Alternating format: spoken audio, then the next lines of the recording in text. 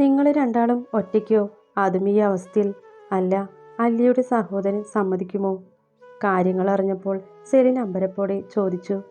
ആരിനി എന്തു പറഞ്ഞാലും ഞാൻ അവിടെ നിൽക്കില്ല മാം. എനിക്ക് നിൽക്കാൻ പറ്റില്ല. അവിടുന്ന് മാറണം. ഇനിയും അവിടെ നിന്നാൽ എനിക്ക് ശ്വാസം മുട്ടും. എനിക്ക് ആരുടെയും ഒന്നും തട്ടിയെടുക്കാൻ താല്പര്യവുമില്ല. തൻ്റെ മുന്നിലിരുന്ന് പറയുന്ന ആ പെൺകുട്ടിയെ സെലിൻ കണ്ണെടുക്കാതെ നോക്കി. അല്ലിമ്മ, ഒരു അരമണിക്കൂർ വെയിറ്റ് ചെയ്. ഞാനൊന്ന് ആലോചിക്കട്ടെ, എന്തെങ്കിലും വഴിയുണ്ടോന്ന്. അല്ല, വഴി ഉണ്ടാക്കി തരും ഞാൻ. എന്നെ വിശ്വാസമില്ലേ നിനക്ക്? സെലിൻ തന്നെ ആശങ്കയോടെ നോക്കുന്ന ആ പെണ്ണിനെ നോക്കി അലിവോടെ പറഞ്ഞു. വിശ്വാസമാണ്, എനിക്ക് വിശ്വാസമാണ്. കലങ്ങിയ മിഴികളിലെ നീർത്തിളക്കം സെലിൻ കാണാതിരിക്കാൻ അലി മുഖം കുനിച്ചിരുന്ന് പറഞ്ഞു. വിഷമിക്കാതെ, ഞാൻ എന്തെങ്കിലും വഴി കണ്ടെത്താം. സെലിൻ വീണ്ടും ഉറപ്പോടെ പറഞ്ഞതും അലി മൂളിക്കൊണ്ട് അവിടുന്ന് പുറത്തേക്ക് ഇറങ്ങി.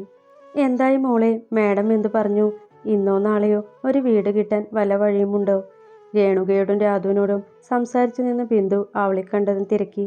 ഞാൻ കാര്യം പറഞ്ഞിട്ട് ഉണ്ടമ്മേ, നോക്കാമെന്ന് പറഞ്ഞു. അവർക്ക് അടുത്തിരുന്ന സ്റ്റൂളിലിരുന്ന് അല്ലി പറഞ്ഞു. അല്ലി, നിനക്ക് എൻ്റെ കൂടെ നിന്നൂടെ പെണ്ണെ? അവളുടെ കയ്യിൽ കൂട്ടിപ്പിടിച്ചുകൊണ്ട് രാധു തിരക്കി. അത് വേണ്ട രാധു, നീ വിളിച്ചല്ലോ, അത് മതി എനിക്ക്. അല്ലി സന്തോഷത്തോടെ തന്നെ അവളോട് പറഞ്ഞു. മാഡം എന്തെങ്കിലും വഴി കാണും. അവർക്ക് ഇഷ്ടം പോലെ വീടും ബന്ധുക്കളും കാര്യങ്ങളൊക്കെ ഉള്ളതല്ലേ? രേണുക ആത്മവിശ്വാസത്തോടെ പറഞ്ഞു. അമ്മ എന്താ വല്ലാതിരിക്കുന്നത്? ഈ സംസാരമൊക്കെ നടക്കുമ്പോഴും വാടിയ മുഖത്തോടെ ഇരിക്കുന്ന ബിന്ദുവിനോട് അവൾ തിരക്കി. നിന്റെ ഈ അവസ്ഥയ്ക്ക് ഞാനും ഒരു കാരണമാണല്ലോ എന്ന് ഓർക്കുമ്പോൾ സഹിക്കാൻ കഴിയുന്നില്ല. അല്ലിയുടെ കവിളിൽ തലോടിക്കൊണ്ട് ബിന്ദു പറഞ്ഞു. ഇതൊന്നും ആരും കാരണം അല്ലമ്മേ, വിധിയാണ്, അല്ലിയുടെ വിധി.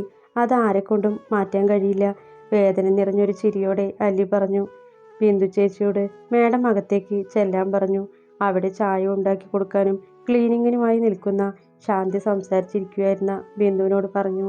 അമ്മ വാ, ഞാനും വരാം. ബിന്ദുവിൻ്റെ കൈപിടിച്ച് എഴുന്നേറ്റുകൊണ്ട് അല്ലി പറഞ്ഞു. അല്ലിമ്മ ചെല്ലണ്ട കേട്ടോ, ബിന്ദു ചേച്ചി മാത്രം മതിയെന്നാണ് മാഡം പറഞ്ഞത്. എന്നാൽ മക്കള് ഇവിടെ ഇരുന്നോ, ഞാൻ പോയിട്ട് വരാം. എന്തായാലും എനിക്കും കൂടി ഇവിടെ ചെറിയൊരു ജോലി തരാൻ പറഞ്ഞു നോക്കാം. ബിന്ദു അവരോട് ജോലിക്കാരും പറയാമെന്നുള്ള സന്തോഷത്തോടെ പറഞ്ഞുകൊണ്ട് ശാന്തിക്ക് പിന്നാലെ സെലിൻ്റെ അടുത്തേക്ക് പോയി. ആ ചേച്ചി ഇങ്ങോട്ടിരുന്നോ?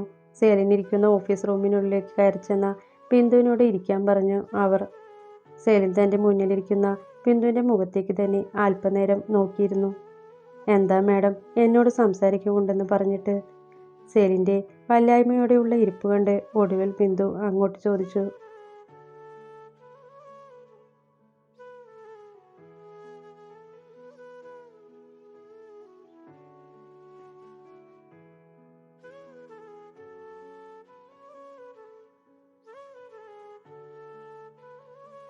അല്ലിമ്മ ഇപ്പോൾ വിവാഹം കഴിക്കാൻ ഒരാൾ തയ്യാറാണെങ്കിൽ ബിന്ദു അത് നടത്തിക്കൊടുക്കുമോ?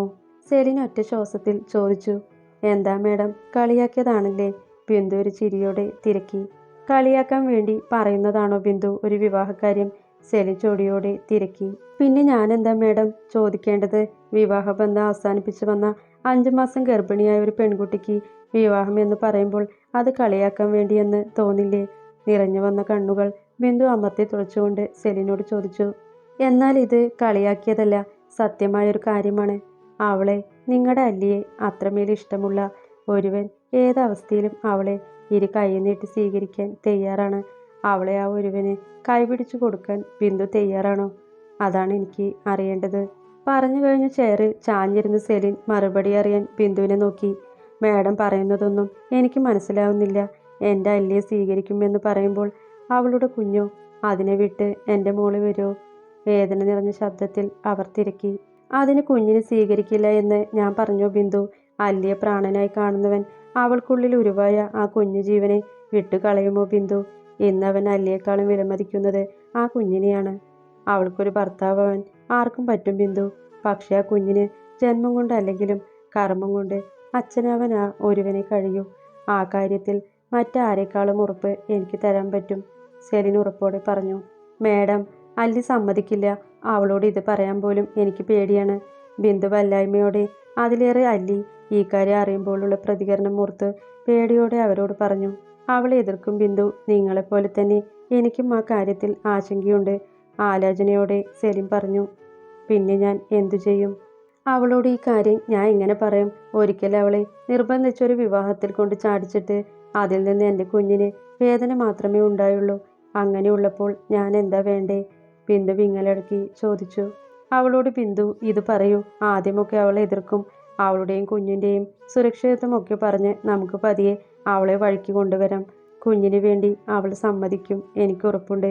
അല്ലി അവളൊരു നല്ല ജീവിതം അറിയിക്കുന്നു ബിന്ദു. സെലിൻ കയ്യിലിരുന്ന ഫോണിൽ നോക്കി കണ്ണു ചിമ്മി ആ കോൾ കട്ട് ചെയ്തുകൊണ്ട് അവരോട് പറഞ്ഞു. അല്ല മേഡം, ഇത്രയും പറഞ്ഞിട്ടും എൻ്റെ അല്ലിയെ ഒരുപാട് സ്നേഹിക്കുന്ന ആ ആള് അതാരാണ് എന്ന് പറഞ്ഞില്ലല്ലോ? ബിന്ദു വെപ്രാളത്തോടെ ചോദിച്ചു. അല്ലി വിവാഹത്തിന് സമ്മതിക്കുന്ന അന്ന് അവൻ വരും. അവൻ്റെ ജീവനെയും അവൾക്കുള്ളിൽ വളരുന്ന ജീവൻ്റെ ജീവനെയും കാണാൻ, സെലിൻ പുഞ്ചിരിയോടെ പറഞ്ഞു. കമ്പനിയിൽ നിന്ന് തിരികെയുള്ള യാത്രയിൽ ഒന്നും മിണ്ടാതെ ആലോചനയോടെ നടക്കുന്ന അല്ലിയെ കാണി സെലിൻ മേഡം പറഞ്ഞ കാര്യങ്ങൾ എങ്ങനെ അവളോട് പറയുമെന്നോർത്ത് ബിന്ദു ആകെ വിഷമിച്ചു പോയി. അല്ലി, നമുക്ക് ആ അമ്പലത്തിൻ്റെ ആൽത്തറയിൽ കുറച്ചു നേരം ഇരുന്നിട്ട് പോകാം. എനിക്ക് നിന്നോട് സംസാരിക്കാനുണ്ട്.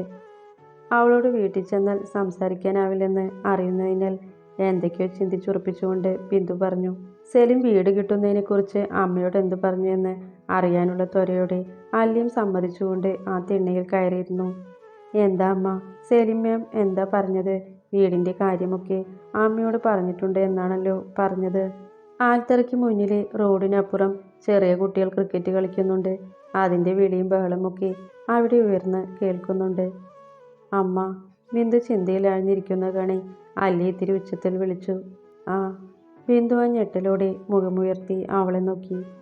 എന്താ അമ്മ, എന്താണ് ഈ ചിന്തിച്ചിരിക്കുന്നത്? സെലിൻ മാം എന്താ പറഞ്ഞത്? ബിന്ദുവിൻ്റെ കയ്യിൽ പിടിച്ചൊന്ന് കുലുക്കിക്കൊണ്ട് അല്ലി ചോദിച്ചു. പറയാം അമ്മ, പറയാം. അതിനു മുമ്പ് ഞാൻ ഒരു കാര്യം അമ്മയുടെ അല്ലിക്കുട്ടിയോട് ചോദിക്കട്ടെ? ബിന്ദു ചോദിച്ചതും അല്ലി അവരെ ചുറ്റിപ്പിടിച്ചു. മുമ്പ് സ്നേഹം കൂടുമ്പോൾ അമ്മ തന്നെ എപ്പോഴും വിളിച്ചിരുന്നത് അല്ലിക്കുട്ടി എന്നാണ്. പിന്നെ എപ്പോഴോ ആ വിളി നിന്ന് പോവുകയായിരുന്നു. അമ്മ ചോദിച്ചോ? അവരുടെ തോളിൽ ചാഞ്ഞിരുന്നു തന്നെ അല്ലി പറഞ്ഞു. അല്ലിക്കുട്ടിക്ക് അമ്മയോട് ഒരുപാട് ഇഷ്ടമല്ലേ? ബിന്ദു വേദനയോടെ തിരുക്കി. ഇഷ്ടമാണ്, ഒരുപാട് ഇഷ്ടം, അളവില്ലാത്തത്ര ഇഷ്ടം. നിറമിഴികൾ ഒളിപ്പിച്ച് അല്ലി ചിരിയോടെ പറഞ്ഞു. അല്ലെങ്കിലും സ്വന്തം ഭർത്താവ് എവിടെന്നോ കൊണ്ടുവന്ന ഒരു പെൺകുഞ്ഞിനെ ഒരു വേർതിരിവുമില്ലാതെ 21 വർഷം സ്വന്തം മകനൊപ്പം പോറ്റി വളർത്തിയ അമ്മയല്ലാതെ അല്ലി ആരെ സ്നേഹിക്കും? സ്നേഹാധിക്യത്തിൽ അവരുടെ കവിളിൽ ഉമ്മ വെച്ചു അല്ലി. അമ്മയോട് അത്രമേൽ ഇഷ്ടമാണെങ്കിൽ അമ്മ പറയുന്നത് അമ്മയുടെ പൊന്നുമോള് അനുസരിച്ചോളാമെന്ന് അമ്മയ്ക്ക് വാക്കുതായോ? അല്ലിയുടെ മുന്നിലേക്ക് വലതുകൈ നീട്ടിപ്പിടിച്ച് ബിന്ദു പറഞ്ഞു. അമ്മേ. എന്താ അമ്മേ? അല്ലി വേവലാതിയോടെ അവരെ നോക്കി. വാക്കുതാ അല്ലി അമ്മയ്ക്ക്. ബിന്ദു വീണ്ടും അത് തന്നെ പറഞ്ഞു. അമ്മ എന്തു പറഞ്ഞാലും അല്ലി അനുസരിച്ചോളാം. വാക്ക്. അവരുടെ കൈക്കുള്ളിൽ കൈ ചേർത്ത് വെച്ച് അല്ലി സത്യം ചെയ്തു. ഞാൻ പറയുന്ന കാര്യം നീ അനുസരിച്ചില്ല എങ്കിൽ പിന്നെ ഒരിക്കലും അല്ലിക്കുട്ടി അമ്മയെ ജീവനോടെ കാണില്ല. മനസ്സ് കല്ലാക്കി ബിന്ദു പറഞ്ഞു. അമ്മേ. അല്ലി വേദനയോടെ വിളിച്ചു. ബിന്ദു അലിവോടെ മുന്നിലിരിക്കുന്ന ആ പെണ്ണിൻ്റെ മുഖത്തേക്ക് നോക്കി. പിന്നെ അല്പം മാത്രം പുറത്തേക്ക് ഉന്തി നിൽക്കുന്ന അവളുടെ വയറിലേക്ക് നോക്കി. നിനക്ക് വേണ്ടി കൂടിയാണ് കുഞ്ഞെ ഞാൻ എൻ്റെ പാവം അല്ലിക്കുട്ടിയെ വേദനിപ്പിക്കാൻ പോകുന്നത്. എന്നോട് എൻ്റെ പൊന്നുമോളെ ക്ഷമിക്കട്ടെ. ബിന്ദുവിൻ്റെ മനസ്സ് മൂകമായി കേണു. അമ്മ പറഞ്ഞാൽ ജീവൻ വേണേലും തരും അല്ലി. അവരുടെ ഇരിപ്പ്, വേദന നിറഞ്ഞ മുഖമൊക്കെ കാണി അല്ലി ബിന്ദുവിനെ ചേർത്ത് പിടിച്ചുകൊണ്ട് പറഞ്ഞു. ആ വാക്ക് കൊടുക്കൽ തൻ്റെ ജീവിതം തന്നെ മാറ്റിമറിക്കുമെന്ന് ആ നിമിഷം അല്ലി അറിഞ്ഞിരുന്നില്ല. അല്ലി മോൾക്ക് ഒരു വിവാഹാലോചന സെലീന മേഡം വഴി വന്നതാണ്. ബിന്ദു ശ്വാസം അടക്കി പിടിച്ചാണ് പറഞ്ഞത്. അമ്മ എന്നെ കളിയാക്കിയതാണല്ലേ? ഞാൻ എന്തൊക്കെയോ ഓർത്ത് പേടിച്ചിരുന്നറിയോ? അവരോട് ചേർന്നിരുന്ന് അല്ലി പുഞ്ചിരിയോടെ തിരക്കി. കളിയല്ല അല്ലി, കാര്യമാണ്. അവർക്ക് അടുത്തറിയുന്ന, നിന്നെ പ്രാണനെ പോലെ പ്രണയിക്കുന്ന ഒരാൾ എന്നാണ് പറഞ്ഞത്. ബിന്ദു ശാന്തമായി പറഞ്ഞു. എന്തൊക്കെയാണ് അമ്മ എന്നോട് പറയുന്നത്? എൻ്റെ കുഞ്ഞ്. എനിക്കും നോവും ഇതൊക്കെ കേൾക്കുമ്പോൾ. എന്താണ് പറയേണ്ടതെന്നോ എങ്ങനെ പറയണമെന്നോ അറിയാതെ അല്ലി പതറിപ്പോയിരുന്നു. ഇങ്ങനെ ഒരു കാര്യമാവും അവർ പറയുന്നതെന്ന് സ്വപ്നത്തിൽ പോലും ചിന്തിക്കാതെ ഇരുന്ന ആ പെണ്ണ് തളർന്നു പോയിരുന്നു. സെലീന മേഡം ചതിക്കില്ല അല്ലി. നിന്റെ കുഞ്ഞിനെ സ്വന്തം കുഞ്ഞായി കാണാൻ മനസ്സുള്ള ഒരുവനാണ് എന്നാണ് പറഞ്ഞ് നീയും കുഞ്ഞും സുരക്ഷിതമായി കഴിയുന്നത് അമ്മയ്ക്ക് കാണണം അല്ലി. നീ കല്യാണത്തിന് സമ്മതിക്കണം. അതല്ലാതെ ഈ ജന്മം അമ്മയ്ക്കായിട്ട് വേറെയൊന്നും നീ ചെയ്തു തരേണ്ട. എന്തു പറയുന്നത് കേട്ട് പകപ്പ് മാറാതെ അവർ നോക്കിയിരുന്നു പോയി അല്ലി. അമ്മയ്ക്ക് ഞാനൊരു ഭാരമാണോ അമ്മ? അതുകൊണ്ടാണോ ആരെന്നോ എന്തെന്നോ അറിയാത്ത ഒരാൾക്കൊപ്പം എന്നെ പറഞ്ഞു വിടാൻ നോക്കുന്നത്? അല്ലി കൽപ്പിച്ച ശബ്ദത്തിൽ ചോദിച്ചു. അല്ല മോളെ, അമ്മയുടെ അല്ലിക്കുട്ടി സന്തോഷമായി ജീവിക്കുന്നത് അമ്മയ്ക്ക് കാണണം. അതേ ഉള്ളൂ അമ്മയ്ക്ക് ആഗ്രഹം. ഒരിക്കൽ ഞാൻ തന്നെയാണ് നിന്നെ തീരാ വേദനയിലേക്ക് തള്ളിയിട്ടത്. അതിനുള്ള പ്രായശ്ചിത്തം കൂടെ ആകട്ടെ ഇത്. നമ്മുടെ സ്വന്തം ആൾക്കാരേക്കാൾ വിശ്വസിക്കാൻ സെലീന മാഡത്തെ എന്ന് അമ്മയ്ക്ക് തോന്നുന്നു. ഇനി അല്ലി ആലോചിക്ക് എന്താ വേണ്ടതെന്ന്. ഒഴുകിയിറങ്ങിയ കണ്ണുകൾ അമർത്തി തുടച്ച് ബിന്ദു പറഞ്ഞു. എന്തു പറയണം, എന്ത് തീരുമാനിക്കണം എന്നൊന്നും അറിയാതെ അകലേക്ക് നോക്കി പകച്ചിരുന്നു അല്ലി. 2 ദിവസങ്ങൾക്ക് ശേഷം ഒരു വൈകുന്നേരം സെലിൻ്റെ കാറ് തൈവേലിക്കൽ വീടിൻ്റെ മുറ്റത്ത് വന്ന് നിന്നു. തറവാടിൻ്റെ പേര് തന്നെയാണ് സെലിൻ അവർക്ക് വേണ്ടി വെച്ച വീടിനിട്ടതും. അതും തറവാടിന് അല്പം മാറിയാണ് വീട്. ആ, ആൽഫി വന്നോ ലിസ് ചേച്ചി? വാതിൽ തുറന്നു കൊടുത്ത ലിസി സെലിൻ്റെ വീട്ടിലെ വേലക്കാരിയോട് അവർ തിരക്കി. ഉവ്, ഇത്തിരി നേരമായി വന്നിട്ട് ഇതുവരെ ചായ കുടിക്കാൻ പോലും താഴേക്ക് വന്നില്ല. വാതിലടച്ചിട്ട് സെലിനൊപ്പം അകത്തേക്ക് നടക്കുമ്പോൾ ലിസി പറഞ്ഞു. ചേച്ചി ചായ എടുത്തോ, ഞാൻ അവനെ കൂട്ടി വരാം. ലിസിയോട് പറഞ്ഞിട്ട് സെലിൻ മുകളിലേക്ക് കയറി. ആൽഫി, ഡാ മോനെ, എഴുന്നേറ്റ് വാടാ. സെലിൻ വിളിച്ചിട്ടും ആ കിടപ്പിൽ നിന്ന് അവൻ അനങ്ങിയില്ല. ആൽഫി, നിന്റെ പ്രണയം സത്യമാണ്. അവളെ നിനക്ക് തന്നെ കിട്ടും. ബെഡിൽ കമിഴ്ന്ന് കിടക്കുന്നവൻ്റെ കാട് പോലെ വളർന്നിറങ്ങിയ തലമുടി തഴുകി സെലിൻ പറഞ്ഞു. ആ വാക്കുകൾ കേൾക്കെ മലർന്നു കിടന്നവൻ കലങ്ങിയ കണ്ണുകളോടെ അവരെ നോക്കി. ചിരിക്കാൻ മറന്നുപോയവൻ്റെ ചുണ്ടുകളൊന്ന് പുഞ്ചിരിച്ചു എന്ന് തോന്നി അവൾക്ക്.